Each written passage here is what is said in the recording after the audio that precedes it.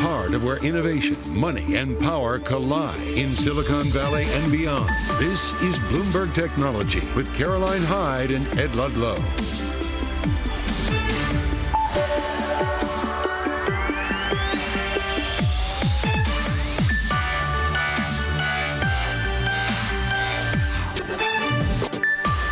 Live from New York and San Francisco, this is Bloomberg Technology.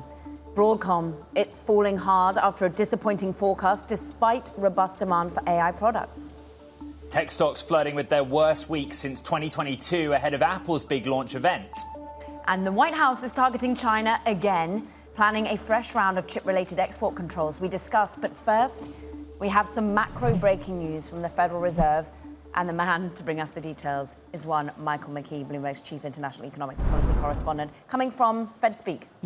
Well, this is what everybody's been waiting for all day. The jobs number comes in at 142 and unemployment falls back to 4.2. What will the Fed do, 50 or 25? We get a hint from Chris Waller, the Federal Reserve governor, often seen as the leading guide to Fed activity. And he says today's data show it's time to cut rates. Determining the pace of rate cuts and ultimately the total reduction in the policy rate are decisions that lie in the future. As of today, I believe it is important to start the rate cutting process at our next meeting. If subsequent data show a significant deterioration in the labor market, the FOMC can act quickly and forcefully to adjust monetary policy.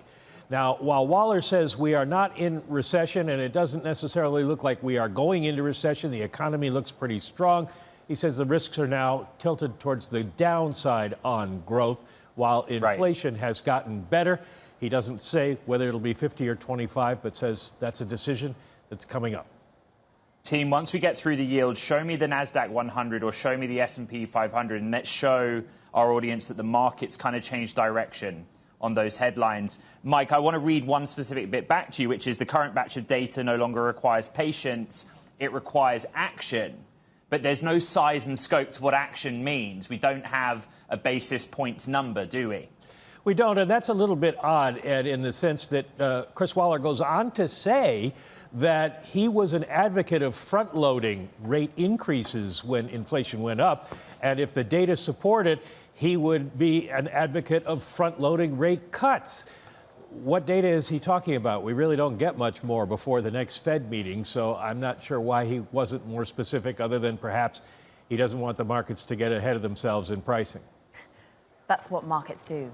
They get ahead. Forward-looking. Michael McKee, just brilliant to have you on this market-moving story. We appreciate it. Let's get analysis from the market. Shanna Sissel is with us. For more, CEO of Banyan Capital Management, which helps independent advisors with alternative investing options. And currently, you've got $4 billion under advisement. And I'm really interested into ultimately how much macro the Fed is guiding investment choices right now, or how much you can think about AI and productivity and technology still winning out. So I think you got to think of those things in two separate ways, right? There is the current economic environment in which the Fed has been tightening. They've been raising rates for a while. They've tried to get inflation under control.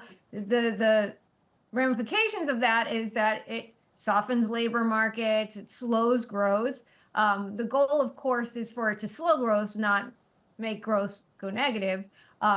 And we're seeing that kind of play out because it's more expensive to borrow money and the capital markets are reacting accordingly.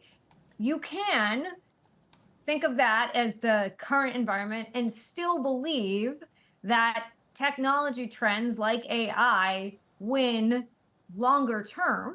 And it doesn't change the fact that companies, when they look at where they're going to deploy capital and where the opportunities lies, are going to do it in the places they think they need to develop in order to compete going forward.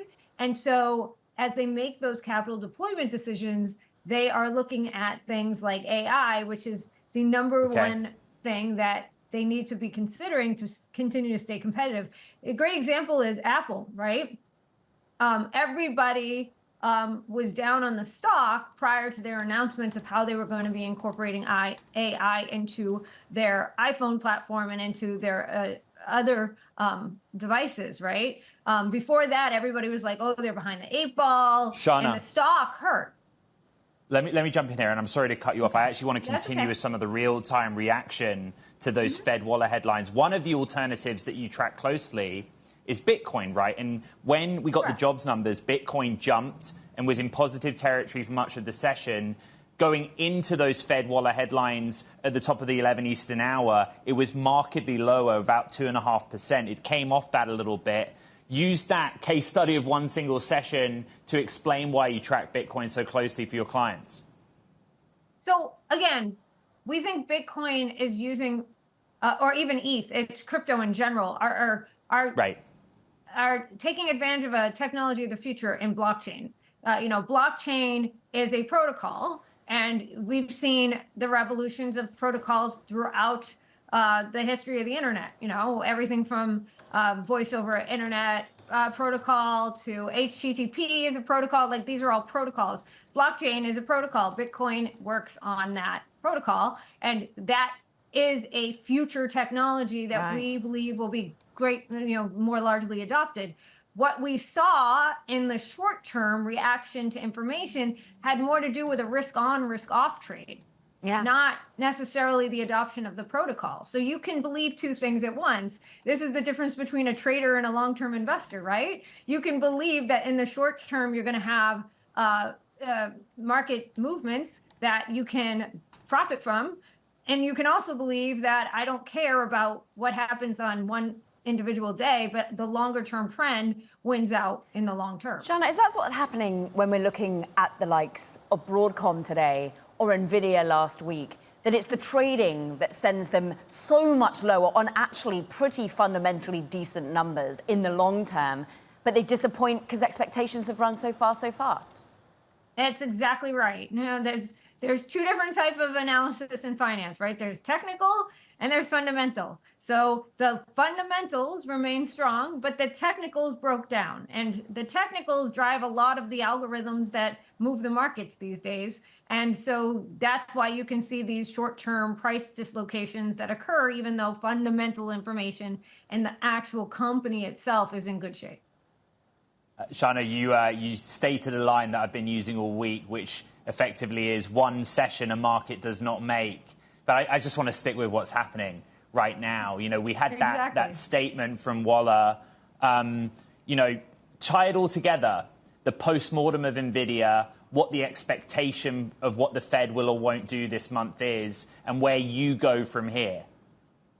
So the postmortem of NVIDIA is that NVIDIA is a great company doing great things and that has really attractive growth, just not the attractive growth that they had before. So when you were experiencing 300-400% increases in revenue and you fall to 150, that is a decline in your earnings momentum, but it's still 150% increase in your revenue.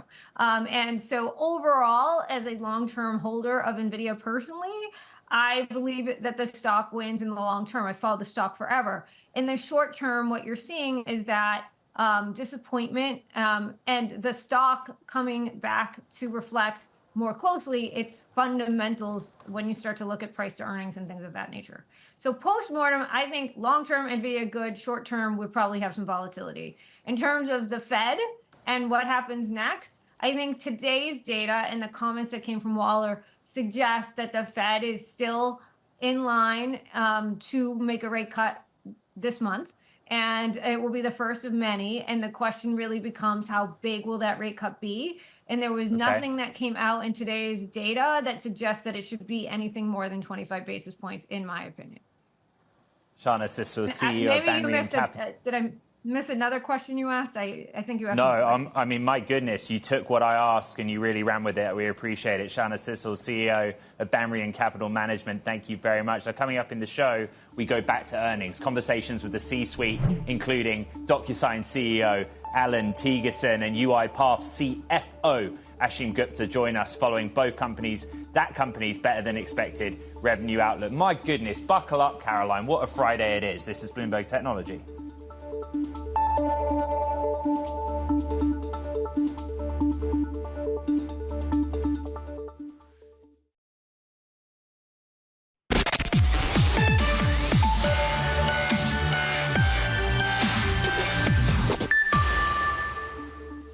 DocuSign shares up in today's trading after the e-signature company reported second quarter results, posting revenue of $736 million, billings growth of 2%, but it's margins where a lot of the street's focus is. Let's bring in DocuSign CEO Allan Thygesen, who's here in San Francisco with me. I just want the story, the DocuSign story, right? I think historically you've beat the market's expectations on billings, and so everyone was very excited. They're a little concerned on that. The story behind billings growth. Well, you know, so when I joined a little under 2 years ago, I think there were three questions. One, could we stabilize the business? Could we become more efficient? And then could we develop our next chapter? And so this quarter, I think, is a nice milestone. I think we have really stabilized the business. We've made the business much more efficient, the profitability, as you mentioned. And we are now poised, I think, for growth. We've launched our new product line, which is much broader than the e-signature that everyone's so familiar with. Yeah. And we saw some early, very positive results this quarter. It's still early, but we're very encouraged. Dig into those positive results. AI infused. We're thinking about a broadening out from contracts. How is it working for the companies that use it? Yes. So we launched it to North American commercial customers. And we've had a number of folks that have not only ordered but deployed, and the early results are really good. See, what they're saying is they love the fact that we can ingest all of their agreements and give them immediate insight into every contract that they have. And this is valuable for every role in the company, whether you're a CFO or a frontline seller or a purchasing agent or an HR recruiter. You want to know the agreements that are relevant to you, what are the essential terms, and how are things going. And that's what we provide, and we can do that fairly instantaneously. When you have an AI-enabled product or a product that's made more valuable by AI, it's usually required an investment on the talent side or the compute side. What can you tell me and your investors and the audience to convince us that that investment is paying off fully? Yeah. Well, so as if you look at our past performance here, we've been doing AI for a long time. We've had AI embedded in our products since before the LLMs came out, and that's been features that we've embedded as well as charged separately for. But obviously, with the advent of these new models, we were able to take a significant leap forward.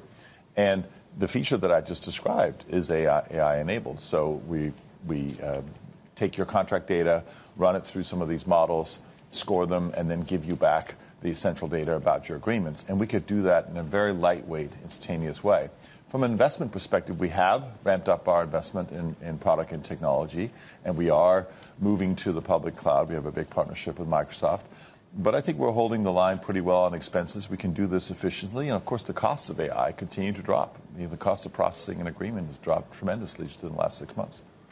We're looking at the moment at an intraday. You're up 3.7%. I look back over the 5 years.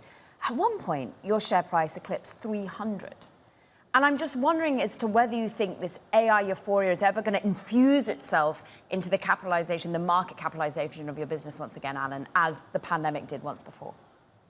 Well, I think those were days when DocuSign was growing at 50, 60% a year. So I don't know that we have a path to that yet. I certainly love that, but I'm not projecting that. I think for now, we're setting ourselves a milestone to return to double-digit profitable growth. I think we have a path to that, and the early signs here are encouraging. And we'll see how the market responds to that. We're obviously a much more profitable company now and operating at bigger scale. So I'm not going to predict where the market's going to value us, but we are really pleased with the early progress here. Just very quickly, something you just said, Allan, the cost of AI is dropping. Yep. I don't know that I've heard many people say that to me, at least. What do you mean?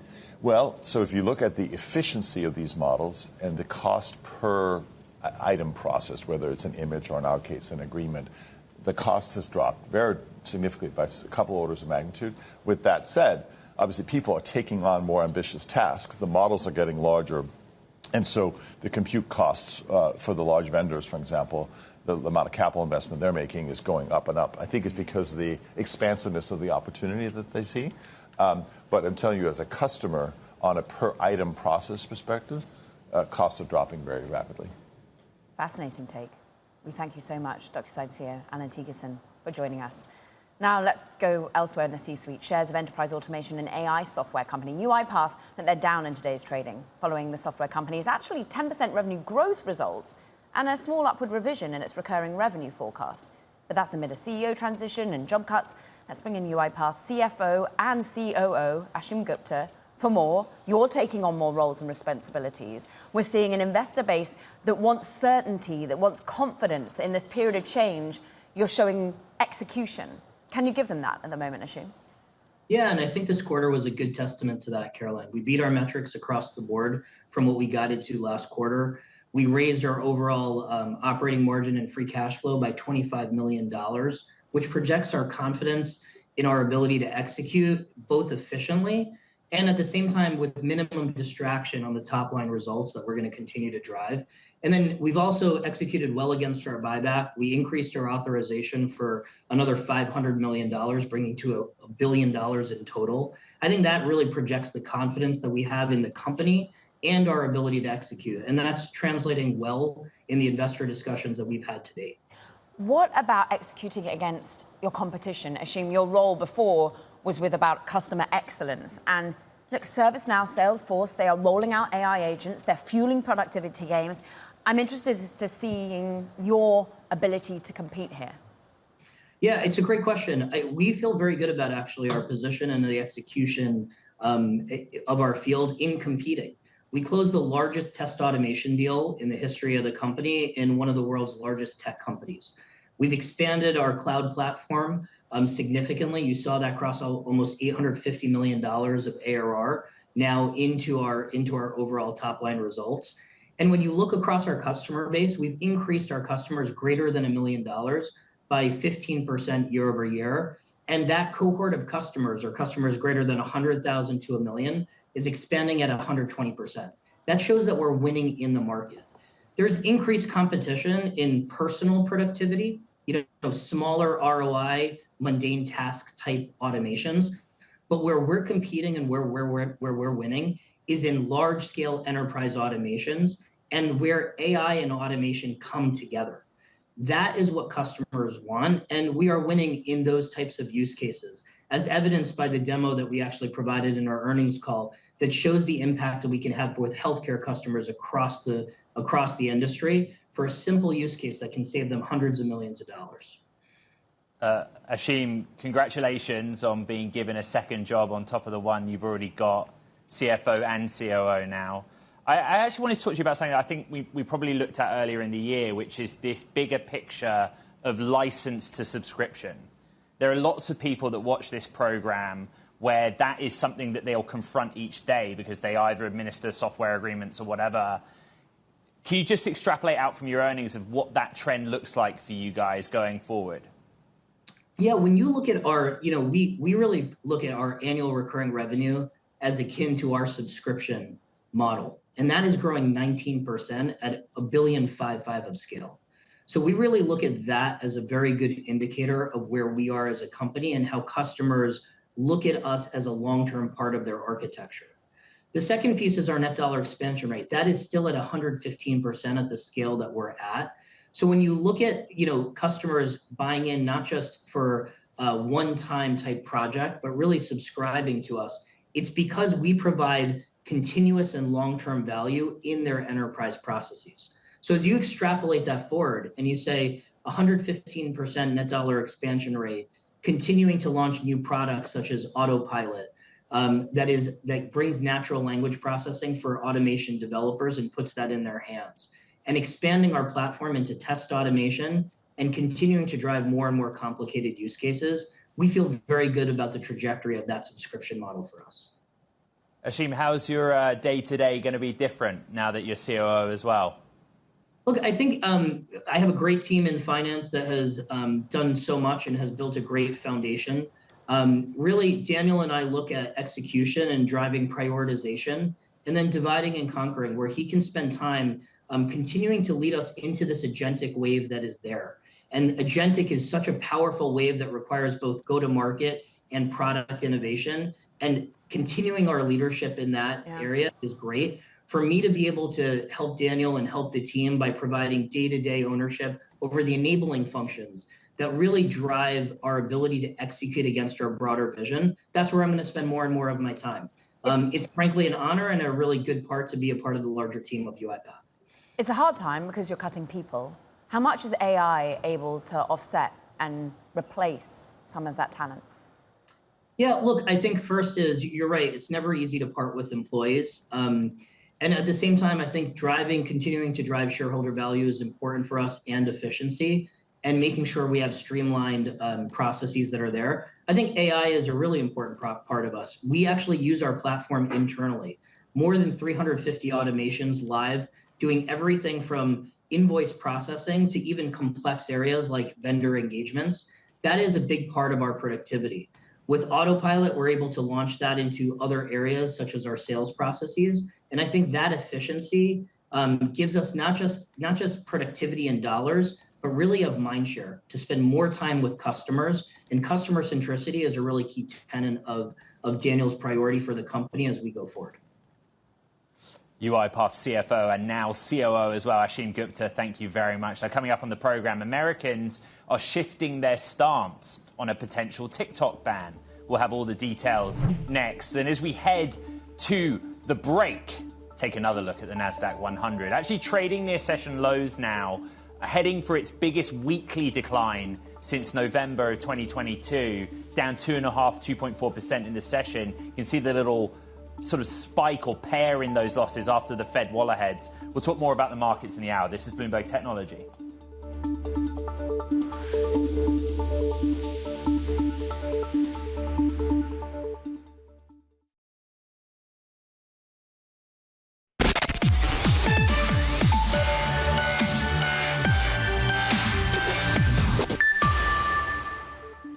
Time now for Talking Tech. And first up, Americans are less supportive of a possible TikTok ban than they were 18 months ago, according to a new Pew Research survey. Just 32% of US adults back a TikTok ban, while that number was at 50% back in March of last year. Plus, TikTok parent ByteDance is raising as much as $600 million for its car information and trading platform Dongchery, according to sources. The fundraising round values the platform at close to $3 billion. And Telegram CEO Pavel Durov defended the encrypted messaging app in his first public comments since being arrested in Paris last month. He acknowledged, quote, growing pains from a rapid expansion to 950 million users and promised to tackle criminal abuse. Kara. Let's just take a look at these markets and anticipate what we're discussing next. Broadcom, slumping on the back of its numbers. They were pretty strong in AI, but the forecast disappointed. We're up by 9%. But the NASDAQ 100 off of 5.6% over the last 5 trading days, the worst week since November 2022. This is Bloomberg Technology.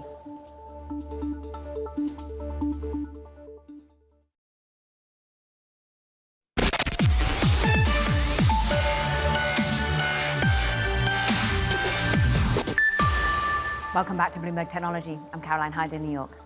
And I'm Ed Ludlow in San Francisco. It is a brutal end to this week when it comes to being long these markets. It is the macro data, the jobs data showing once again a cooling in that jobs market. Wage growth ticked up, but overall, we are looking for reasons to sell, it feels, this Friday, and we are down on the NASDAQ by 2.3%. In fact, the NASDAQ 100 having its worst week since 2022. We are in a risk-averse environment, so bond market catches a bid. The 2-year yield falls down some 9 basis points off of some 14 basis point collapse earlier in the day. This, as we start to bake in, is there a 50 basis point cut as soon as September? I'm looking at Bitcoin also basically in line with risk sentiment. We're off by 3.3%. Look at what some of the individual movers are doing. I just want to shine a light on what a brutal week it has been also for chips more broadly. The stocks off by another 4%. We're basically down 9-10% on the week. Broadcom today is the victim of choice, and we're currently seeing it collapse in percentage point perspective. Even though its forecasts look relatively bright, we're going to dig into that on a micro basis, but also super microcomputers. Get this, JP Morgan slashing its price target on this company all the way down to 500 from 950 after a short seller note. We're worried about its 10K. When it gets back into compliance is when you're going to have to sit on the sidelines until, Ed. But let's just dig into what's happening with Broadcom. Yeah, the Broadcom story is important, falling after the company delivered its sales forecast, which was hurt by the parts of its business that are not tied to artificial intelligence. I want to bring in Kunjan Sabani from Bloomberg Intelligence. And, OK, so the fiscal fourth quarter, overall revenues $14 billion, not as strong as hoped. Full fiscal year, $12 billion in AI sales. That's good. So we're basically concluding that the sort of more legacy businesses for Broadcom aren't doing as well right now. Was that your read? Exactly. I mean, that was the only negative. But in my opinion, it was not very surprising. We have heard the same story across of most of its peers who have already reported, because remember, Broadcom is the last one to report. So that should not have caused this kind of a reaction. I think another thing going here is the AI, which was upsided to 12 billion. Maybe investors were hoping for even stronger upside there. That's been the story of this entire earnings season. I do want to look at the sort of non-AI part, because, as you know, Apple on Monday and the iPhone. Did we learn anything new about that business? And perhaps the trajectory of it?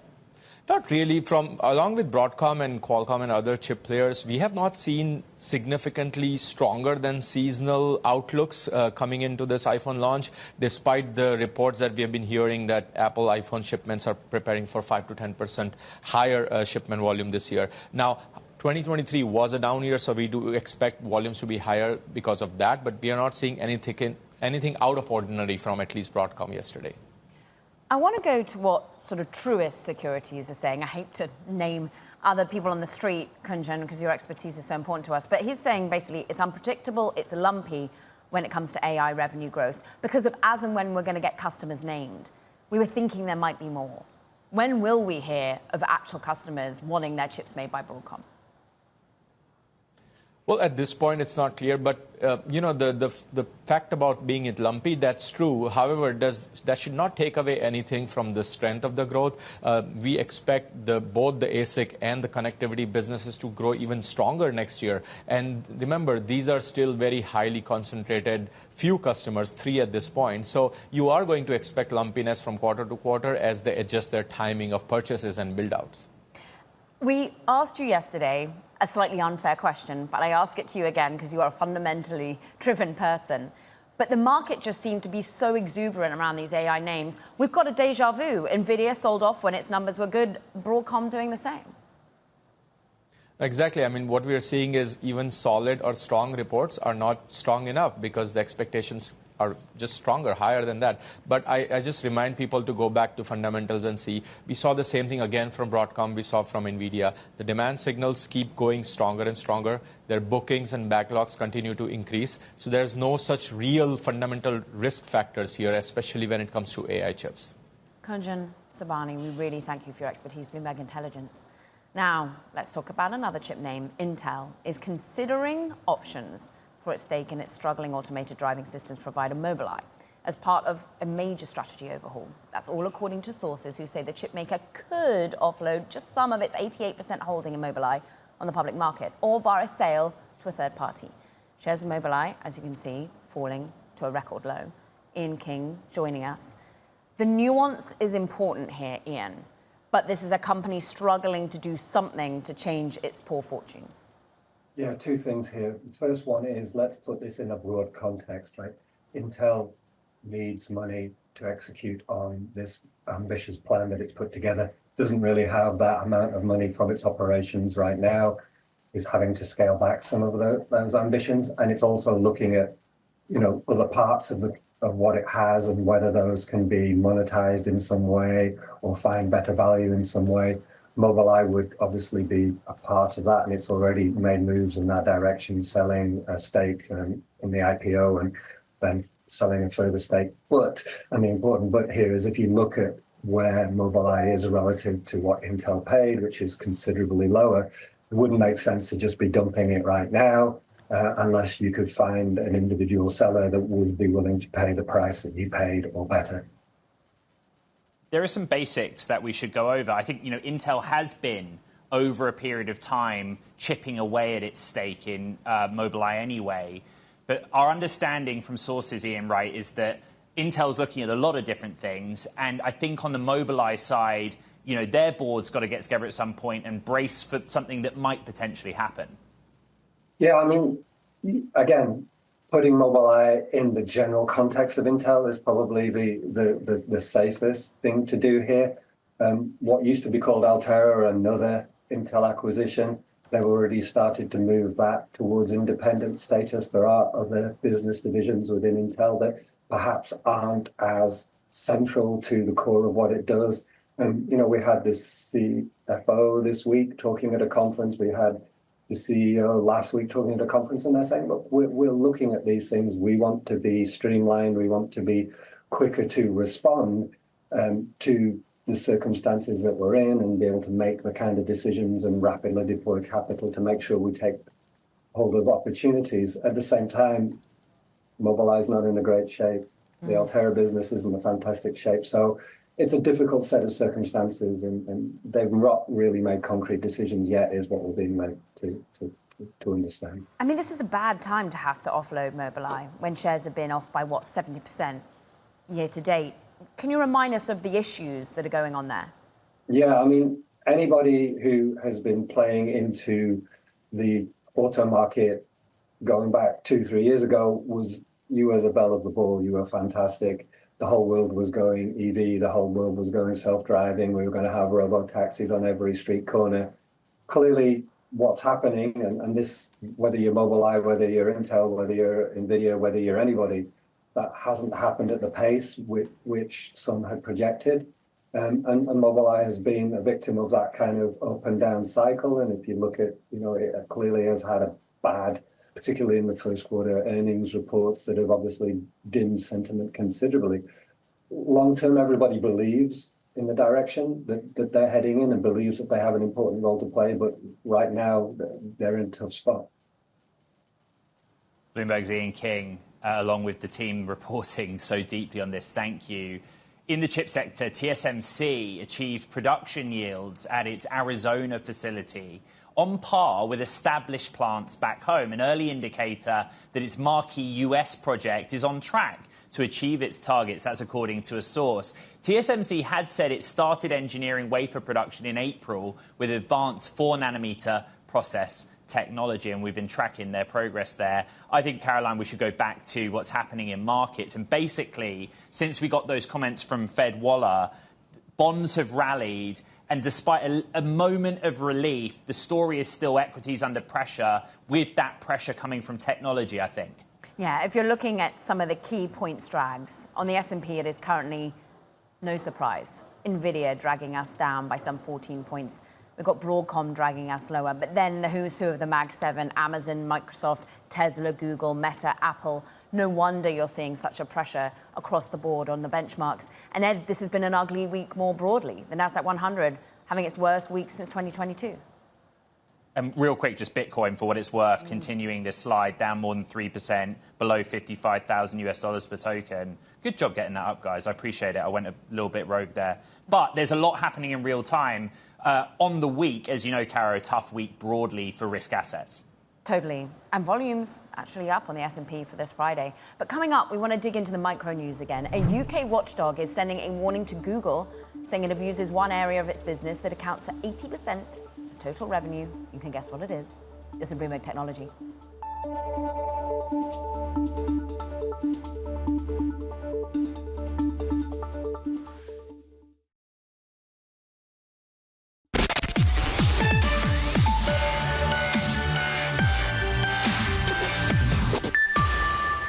Now, the Biden administration is preparing stricter export rules for quantum computing and semiconductor products. It's once again taking aim at China. Bloomberg's Mackenzie Hawkins joins us for more. And this is getting ever more cutting edge, Mackenzie.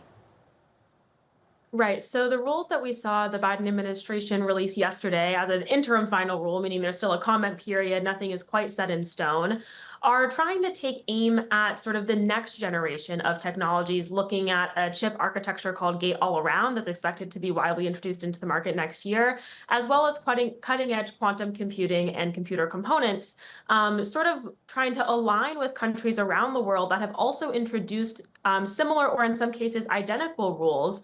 And by doing so, limit themselves from the impact of U.S. export control. So we have this sort of global coalition forming. It includes the U.S., Japan, and the Netherlands, which are home to key countries in the chip supply chain, as well as other allies such as the U.K., Canada, and Italy.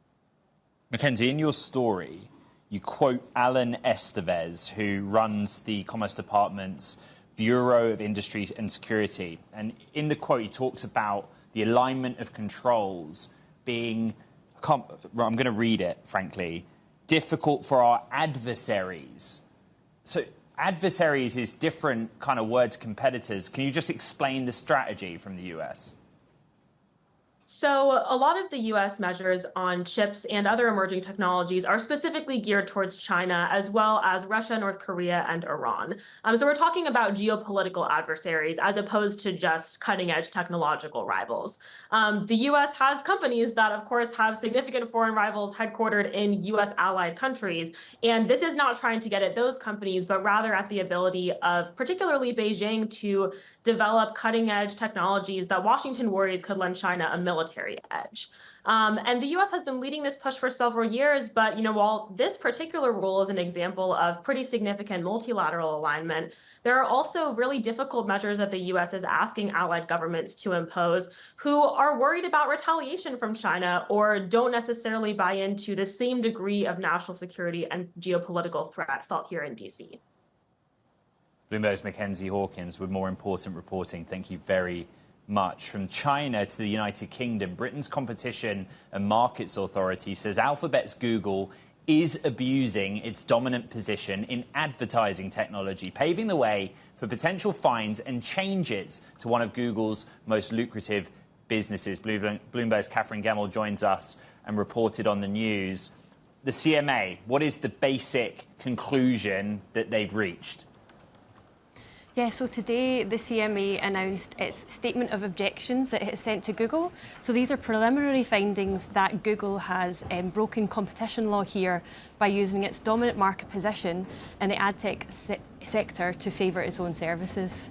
So these preliminary findings are still at the preliminary stage, but this basically means that Google is using its powers to take the competition away, and it means that UK advertisers and other services are losing out because of that.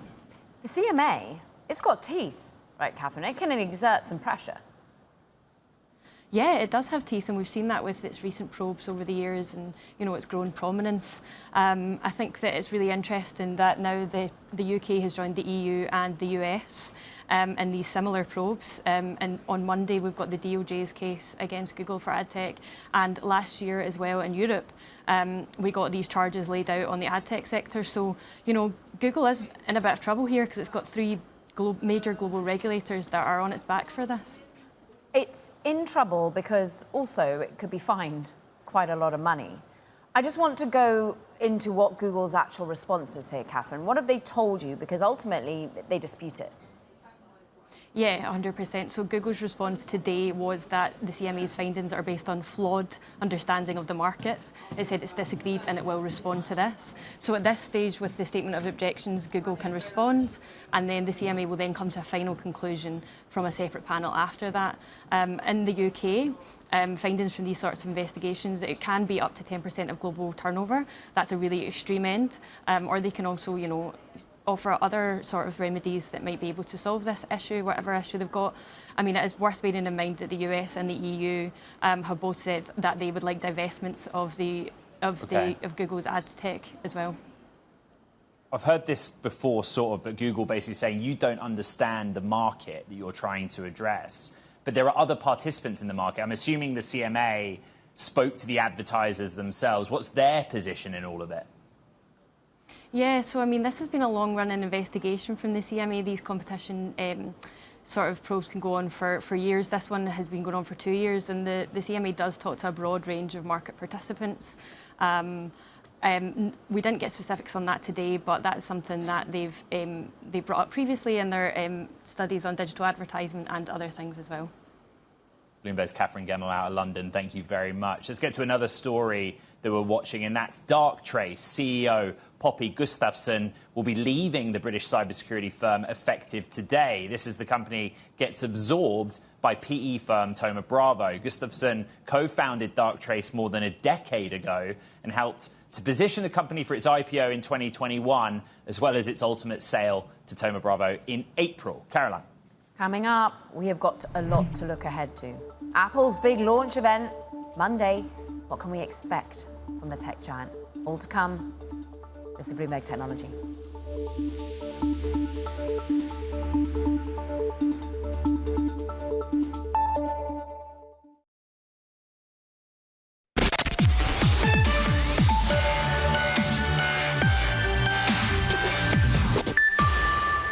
Apple has greenlit a version of Tencent's WeChat app ahead of the company's iPhone 16 debut. Now, the tech giant approved an update that adds new features like moments and live streaming to the app. Now, that's according to sources. The approval tamps down some speculation of a dispute between the two companies over App Store fees, with many believing it could have snowballed to a potential WeChat ban from the latest iPhones. Ed. It's actually one of the most well-read stories on Bloomberg.com this morning. Let's talk some more about Apple. Apple is holding a product launch event at its headquarters on Monday, where it's set to announce details of the iPhone 16 and some other new devices. Bloomberg's Mark Gurman has already reported on and told us what to expect, but it's worth going back to. The iPhone 16, what's different? That's the question every year. What's actually going to make me upgrade this time around? Well, if you have an iPhone 15 Pro or Pro Max, I don't necessarily think you're going to upgrade this year unless you get a pretty good deal or you're on an upgrade path, right? The changes here are going to be on the more incremental side. They're going to focus on Apple Intelligence, which, of course, the 15 Pro and Pro Max will already support. And then there's also going to be some major upgrades on the camera. The ultra-wide lens is going to move to a 48 megapixel to match the standard lens. But if you're coming from an older phone, if you're coming from a 14 or earlier, getting Apple Intelligence, getting those new cameras, getting the titanium, those are going to be some nice upgrades. There's going to be some new colors as well. The most significant feature is going to be a new camera button on the right side of the phone, below the power button, that you'll be able to use to take pictures and videos. It's going to be capacitive, so you can swipe on it to zoom in and out, move between still and video. So that's going to be a nice upgrade there. So it's really all about AI and the camera. The bigger changes, of course, will come to the Apple Watch and the AirPods. Bless you, Mark. Just talk us about the AirPods and the watch. What do we anticipate there? How big a change? So this is going to actually be the 10-year anniversary to the date of the original Apple Watch introduction in 2014. And you're going to see a new Series 10 watch that's going to have displays that's a little bit bigger. You're going to see faster processors. You're going to see sleep apnea detection as a major new health feature. You're also going to see that sleep apnea detection come to the Apple Watch Ultra, though that will retain the same design that's been running since the introduction in 2022. AirPods, Apple's revamping the low end of the line, so you're going to see new entry-level and mid-tier AirPods, bringing noise cancellation down the line from the Pro models for the first time. You're going to see quite a boost there to Apple's wearables business between the new watches and the new AirPods. And I think that's going to be quite exciting for customers who have been waiting for a new version of the AirPods. They have been. Mark Gurman, we brace ourselves. Thank you. Let's also just check in on these markets. It is an ugly finish to an ugly week. NVIDIA, the biggest points drag on the benchmarks right now. We're seeing off by more than 5%. We are now just a $2.5 trillion company, folks. Broadcom is off by 9%. Ed, this is the worst day for Broadcom since March 2020. The stock's also ugly. S&P 500 down the most since, I think, March of 23. NASDAQ 100, worst week since November of 22.